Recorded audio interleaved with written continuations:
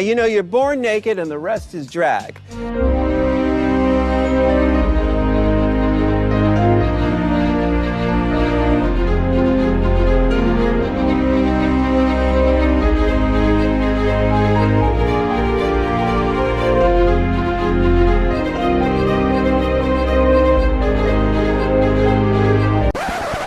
That really hurts. Whose idea was it, be hairless?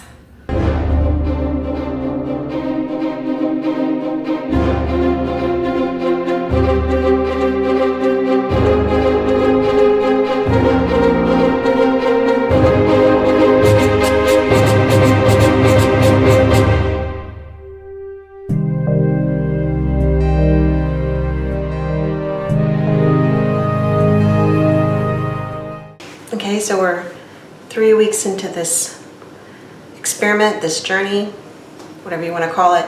And each week I'm trying to do something I'm a little afraid of. The first week was uploading that video. Did that. Second week was, I didn't record it, was going to Ulta. There we go.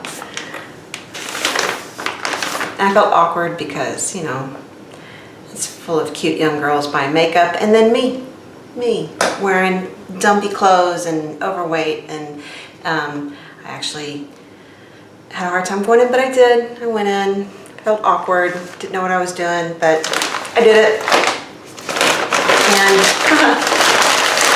And $90 later, 90, damn, we have eye stuff. So mascara and eyeliner is just eye stuff. And then also I want to do rainbow hair. My cousin Justin's going to come up for his birthday. We're going to do it together, so we have to wait for that one. He's going to get rainbow hair together. We're going to do it together. He's going to get rainbow hair too. Let's wear some makeup. I'm not pretty. I know I'm not pretty. And before my friends and family rush to send me very loving texts and messages to reassure me, I know that I'm pretty in my personality. I know that my kindness and my positivity very much weigh in my favor and alter my looks. I have a depth of character. I'm not just a flat photograph. I know that that very much factors in the perception of my beauty. I do understand that. But I have lived as both pretty and as not pretty. And I know the difference experientially. I was fairly ditzy and selfish when I was pretty, and part of that was because I was young and I didn't know much. And part of that was definitely because I was pretty and I was giving a ton of latitude, tons. I got away with so much. And I was spoiled by society in general because of my looks.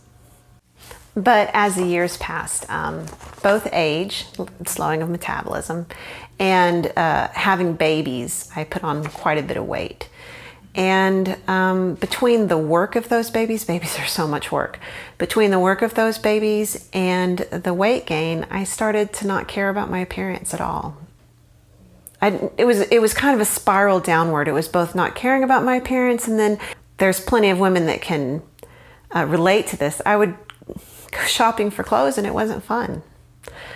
So I became very sloppy and unkempt, and I lived in sweatpants. Seriously, in sweatpants for a decade. These sweatpants are all that fits me right now.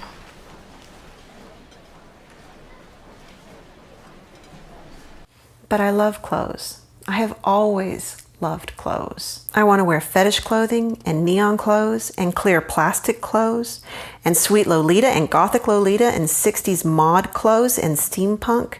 I want to wear fun makeup and brightly colored hair.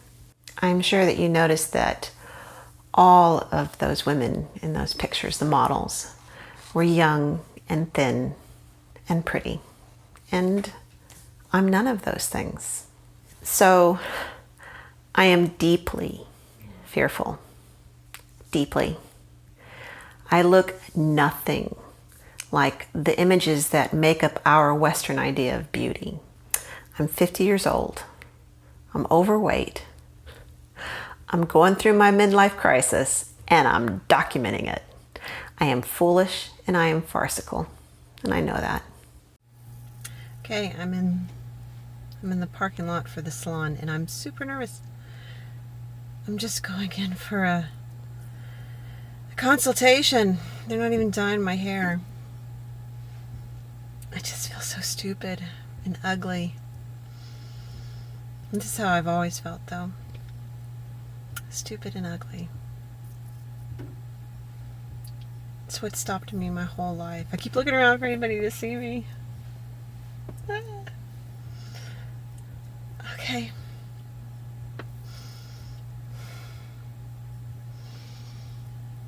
All right, well, I'm gonna go in for my consultation. I'm sure nothing will happen. I just feel like a stupid, ugly 50-year-old going through her midlife crisis, but I didn't do this at 30 because of fear. I didn't do this at 40 because of fear, so I'm not gonna stop at 50 because of fear. I'm gonna go in.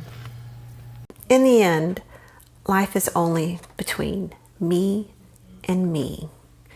When I'm on my deathbed, I'm not going to be worrying about what some guy at the mall thought about my hair or my clothes or my face. I'll be wishing that I had lived every part of myself, that I had experienced all the nooks and crannies and corners of my personality, that I had spent my life experiencing and expressing myself.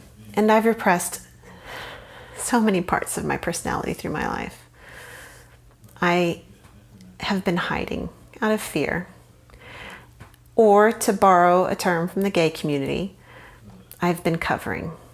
It was in this point of my life that I started what we know as covering. It was around this time that even though I didn't necessarily feel all that different from my peers, other people did.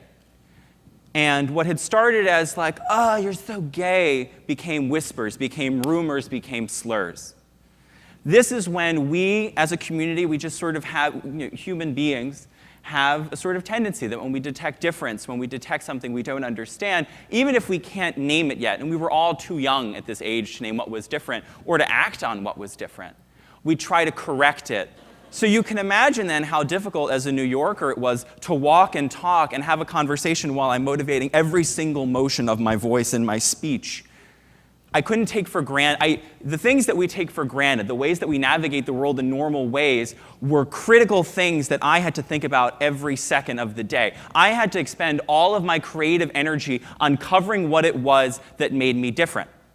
Now, when I went to high school, I was introduced to the director of the debate team, Jonathan Cruz, who was the first gay person I had ever met who owned their identity unapologetically. Instead of expending his creative energy to change himself and to cover and to meet the standards that society wanted him to meet, he instead put his energy into building a community of dedicated students who worshiped him because he was a debate god. And it's because he used his energy, he didn't apologize for himself. By not having to cover, he was able to apply that energy into a community and into students. Even if you're straight, what do you cover? What are the things that you're not hiding? When you hide these things, then other people who are similar to you, you're not building a community of similarity. You're losing out on who you authentically are. We all cover. All of us. But when we do that, a light that's meant to be shining in this world is dimmed. I don't know where I'm going with this experiment. This is more about exploration than, a destination. But I do know that I don't want to live like this anymore in sweatpants. And I do know that I don't want to let fear make my choices for me anymore. And I do know that I don't want to repress parts of my personality anymore. Drag kings and queens play with performance and gender expression, and our trans brothers and sisters alter themselves so that they can live on the outside their truth and what they are on the inside. And then there's people like Yanis Marshall and Jonathan Van Ness who live joyfully and out loud and refuse to be put in the boxes that society wants them to be in. And these are the people who are my role models. These are the people that I want to emulate. These are the people that I want to be like. The ones who live out loud, the ones who live unapologetically as themselves. And so I might be 50. I might be documenting my midlife crisis. But at least I'm living out loud. And I haven't done that yet. Remember, you are entirely up to you. Okay, it was super fun. It was so much fun. Everything I've done this whole time has been so positive and rewarding and fun. Everything. And this consultation was just a consultation for them to look at our hair. Actually, we Skyped Justin in because he's in San Antonio. And it was the two ladies that are going to do our hair.